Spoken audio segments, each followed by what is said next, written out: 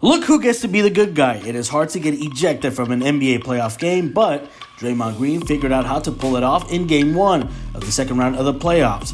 He got sent to the showers in the first half for clocking Brandon Clark, the Golden State Warriors, in a victory over the Memphis Grizzlies. He knows that this is one of the few times that the public is largely on his side, because how dare this soft 21st century NBA eject an important player for a hard foul during a playoff game. Green is one of those players that toes the line at all times and occasionally leaps over it while playing basketball with the fury of a second-round pick who didn't become a starter until his third NBA season.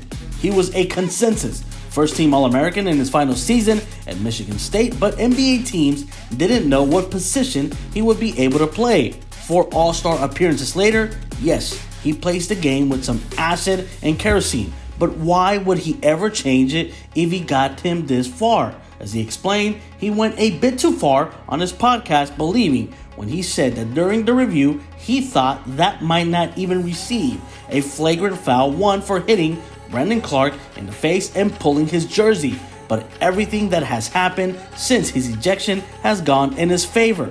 Besides the NBA refusing to downgrade the flagrant, the public instantly went to bat for him after his ejection on social media. He probably got a good feel for that while in the locker room watching the rest of Game 1, so he capitalized on it.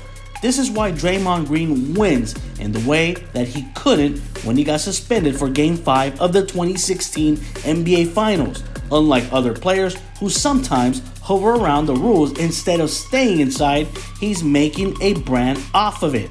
This isn't Rodman marrying himself to sell a book. It's Green staying and saying what he feels about the soft NBA players and also being able to plead his case on his own time. That he's not such a bad guy on the court. He even answered Ernie Johnson's question about the way he plays while leaving the floor after his ejection by saying that he was motivating his teammates to carry on the fight on his absence. Green is not only controlling the backlash with his own platform, but he is tapping into those people who have in their minds that they're tough guys, and back in their day, athletes were tough as well. Green even brought up to Charles, Kenny, and Shaq how that play likely would have been called differently in their day. However, it likely would have also depended on the player who committed the infraction back then as well. Also, when Jay Crowder doesn't get ejected for a shot to Luka Doncic's midsection, Green gets to give his instant social media response and will likely have something to say about it on his next episode. The people were tired of the Warriors half a decade ago. They were tired of the winning, of Steph Curry's shimmying, and Green hitting people where the sun didn't shine when Kevin Durant joined them to make them one of the greatest NBA teams in history following the 2016 postseason. Now, the banged-up Warriors for the last 3 years are an underdog story, while their home stadium isn't a place where people making a decent wage would have to find a way to regularly sell blood, plasma, or bone marrow to afford a one-bedroom apartment.